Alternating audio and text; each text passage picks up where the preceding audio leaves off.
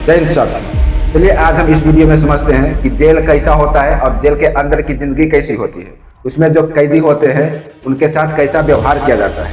साथ में हम यह भी समझते हैं कि जब किसी कैदी को फांसी की सजा सुनाई जाती है तो जज सजा सुनाकर उस कलम को क्यों तोड़ देते हैं और कैदी के मुंह को काली पट्टी से क्यों ढक दिया जाता है। आज हम इस वीडियो में डिटेल से समझते हैं। नमस्कार दोस्तों, मैं ज्ञान चंद्र कुमार और आप देख रहे हैं ज्ञान का पंच यूट्यूब चैनल। देखिए, सबसे पहले तो ये समझिए कि जो जेल होता है वह छोटा नहीं होता है, वो बहुत बड़ा कंपाउंड में मतलब बना हुआ होता है। करीब 1 से 1.5 किलोमीटर कंपाउंड का एरिया होता है, उसमें जेल होता है। आपको जेल के अंदर जब जाएंगे तो आपको लगेगा बाप रे, हम ये कहाँ आ गए हैं। ठीक है, अभी आप जो मतलब गांव में जिस एरिया में रहते हैं तो वहाँ छोटा छोटा थाना रहता है। ठीक है, तो वो अलग जेल होता है, उसमें सिर्फ 1 या 2 कमरे ही होते हैं। वो सिर्फ टेम्पोरली के लिए ही होता है। जैसे कि कोई उत्पात किया या तो कोई अपराधी हो तो उसे 24 घंटे के लिए 48 घंटे के लिए उस लॉकअप में रखा जाता है। जो जेल होता है वह स्टेट लेवल पर होता है और वो बहुत बड़ा होता है, काफी एरिया में फैला होता है।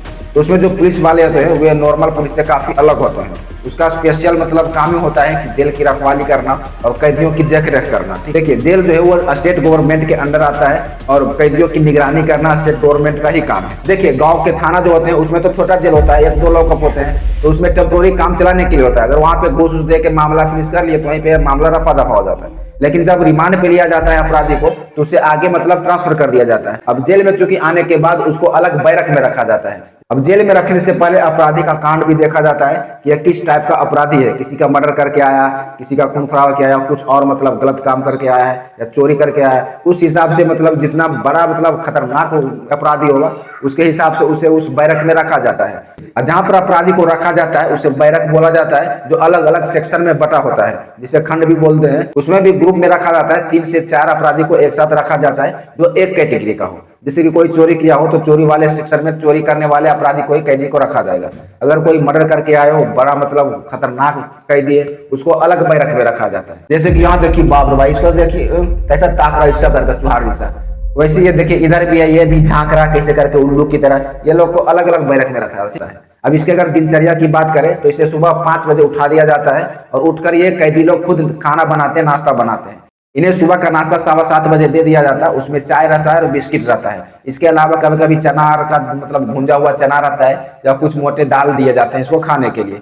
नाश्ता कर लेने के बाद इन लोगों से वहाँ काम भी करवाया जाता है, जो कि खेतों में काम करते हैं। और काम जब ये करते हैं तो इन्हें पैसा भी मिलता है। करीब एक दिन का 20 रुपया या 21 रुपया दिया जाता है, जो पूरे महीने का 600 650 रुपया बनता है, जिसको हाथा बोला जाता है। ठीक है, मतलब आप काम करेंगे तो एक दिन का 20 से 22 रुपया 25 रुपया मिलेगा। जो कैदी काम नहीं करना चाहता है उससे पहले पूछ लिया जाता है जेल के अंदर आने से पहले कि आप जेल के अंदर आ रहे हो तो आपको काम करना पड़ेगा। काम करोगे तो ठीक है, अगर काम नहीं करोगे तो आपको पैसा भरना पड़ेगा। उससे पैसा मतलब लिया जाता है। अगर काम जो नहीं करता है खाली जाकर शांति से बैठा रहेगा वहाँ पे। ठीक, लेकिन उस हिसाब से उसको खाना पीना भी मिलता है, क्योंकि जेल के अंदर जाता है तो गार्ड वाले भी समझ आते हैं साला तो धुरंधर है, बाहर से अपराध करके आया और अंदर आके भी बैठा है, काम नहीं करता है, तो उसको 2 या 4 रोटी ही दिया जाएगा। और जो काम करते हैं कैदी उसे मतलब खाना भी 1-2 रोटी ज्यादा दे दिया जाता है, क्योंकि बेचारा काम करता है, थक जाता है, तो उसे अब 4 रोटी की जगह पर 8 रोटी 10 रोटी भी दे दिया जाता है। ठीक है, या तो फिर कोई किसी सिलाई मशीन हो उसे सिलाई मशीन का भी ट्रेनिंग दिया जाता है, या तो फिर कोई अन्य कार्य करना चाहते हो तो जो अंदर जेल के अंदर व्यवस्था होती है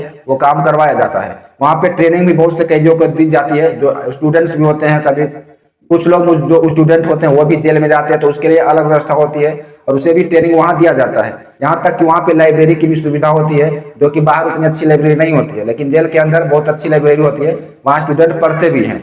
इसके बाद कुछ देर उन्हें फी के लिए मतलब जेल के बाहर घूमने के लिए दिया जाता है। वो इधर उधर घूमते हैं और दोपहर का खाना 11:30 बजे उन्हें दे दिया जाता है।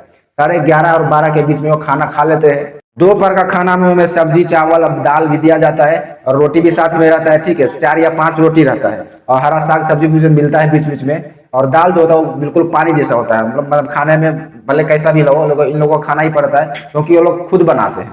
उसके बाद खाना खा लेने के बाद 1:30 बजे फिर से इन लोगों को बैरक में बंद कर दिया जाता है। उसके बाद इन्हें फिर शाम को 4 बजे निकाला जाता है बाहर। फिर 2 घंटे इनसे काम करवाया जाता है खेतों में, या फिर कोई अपना ट्रेनिंग करना चाहते हो कर सकते हैं। फिर 6:30 बजे इन्हें खाना दे दिया जाता है। रात के भोजन में सिर्फ रोटी मिलता है और दाल होता है और उसके ऊपर थोड़ा सब्जी, हरा सब्जी दिया जाता है। यहाँ पर पापड़ तिलौरी या तो फिर अचार ये सब की व्यवस्था नहीं होती है। ठीक है, वो रात को कभी 7 बजे खा सकते हैं या तो 10 बजे भी खा सकते हैं। वो कभी भी खाए, उनकी मर्जी है, क्योंकि खाना ये लोग कैदी खुद बनाते हैं। ऑल इंडिया जितने भी जेल हैं, तो अगर उस कैदी की मतलब खाना पीना, सुबह नाश्ता, दोपहर लंच और रात का डिनर की बात करें तो मतलब कुल मिलाकर एक कैदी के ऊपर 52 से 60 रुपये का खर्चा आता है। और फिर शाम को 7 बजे सभी कैदियों को वापस बैरक में भेज दिया जाता है। ठीक है, वहां पे वो रहते हैं, जो भी करना हो, सोना हो, जागना हो, वही करना है। फिर सुबह उन्हें 5 बजे उठा दिया जाता है।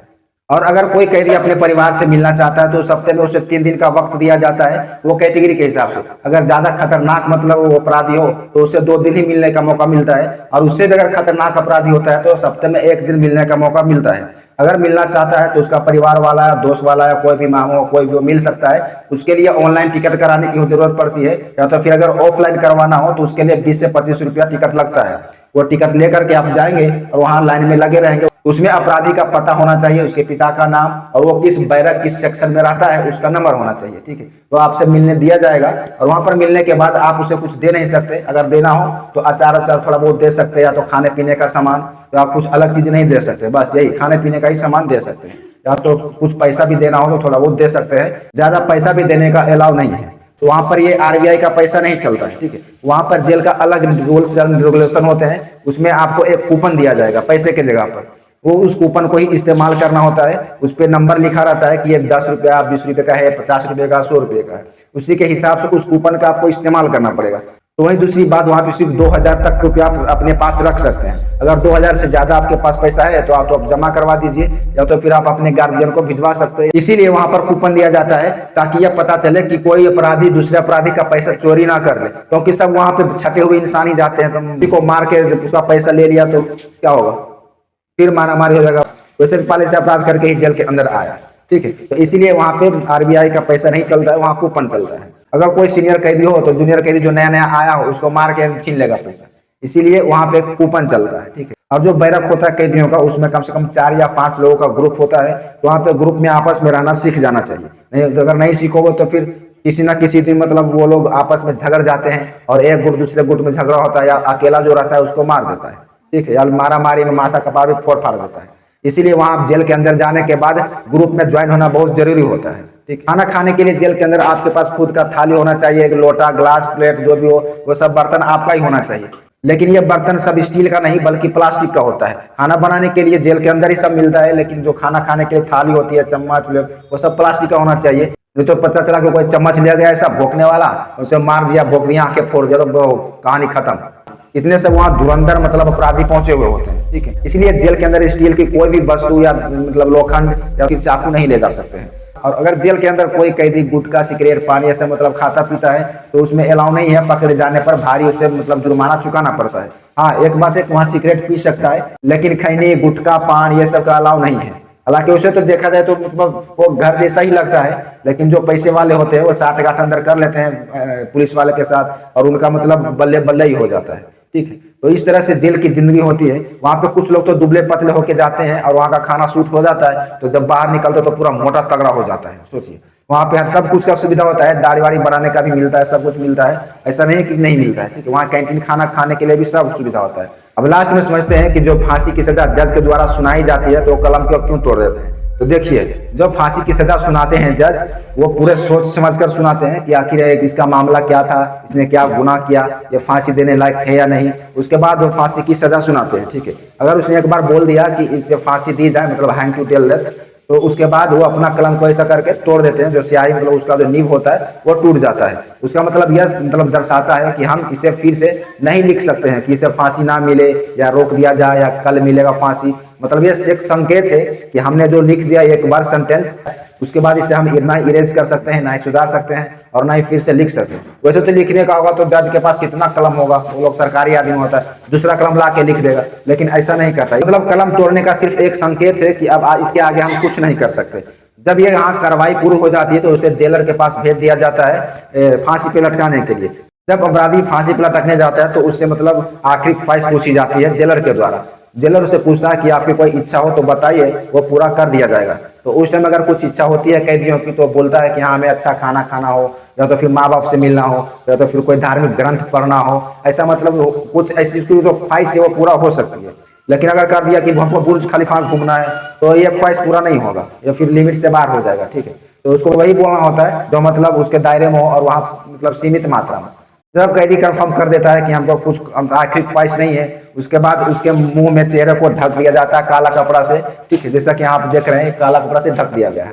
तो उसको ढक दिया जाता है इसलिए ताकि जब उसको फांसी की सजा दी जाती है, यहाँ पे जब लटकाया जाता है फंदा, तो मरने के बाद पता है कैसा, मतलब आत्मा जब निकलते बढ़ रहा कर देना होता है, तो मतलब वो किसी को दिखे नहीं, ठीक है। तो मतलब वो किसी को चेहरा का एक्सप्रेशन नहीं दिखे, आंख नहीं दिखे, क्योंकि जब लटकाता है तो मरने वक्त सांस निकलती है, आंखों कुछ भी ऑपरेशन हो जाता है, वो तो ना दिखे इसके लिए चेहरे को जो काले पट्टी से टोपी जैसा रहता है उसे ढक दिया जाता है। अब जब लास्ट मोमेंट आता है कैदी को फांसी देने की, तो जेलर उनके कान में धीरे से बोलता है, धीरे से, कि भाई हमें माफ कर देना, ठीक है। हालांकि बेचारा ये जेलर का भी क्या गलती, कुछ नहीं, इसका तो ड्यूटी है, सरकारी आदमी, इसका ड्यूटी है, इसको जो निर्देश दिया गया जज से वो निर्देश अपना पालन कर रहा है, इसका भी कोई गलती नहीं है। इसीलिए ये एक बार माफी मांग लेता है, क्योंकि इसके हाथों से रस्सी खींचा जाता है, उसके बाद इसे रस्सी से लटका कर मतलब डेथ कर दिया जाता है। उसके वहाँ पे कुछ डॉक्टर भी होते हैं, एम्बुलेंस भी होता है, वो डॉक्टर चेक करते हैं कि ये मरा कि नहीं मरा, अगर नहीं मरा है तो कुछ देर और लटकाया जाता है, ठीक है। जब पूरी तरह से मर जाता है उसके मतलब बॉडी को फिर पोस्टमार्टम के लिए एम्बुलेंस के द्वारा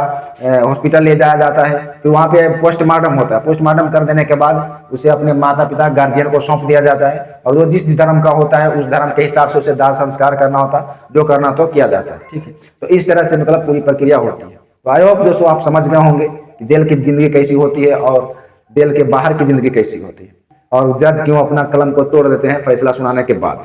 आज के लिए बस इतना ही, मिलते हैं नेक्स्ट वीडियो में, तब तक के लिए धन्यवाद, जय हिंद।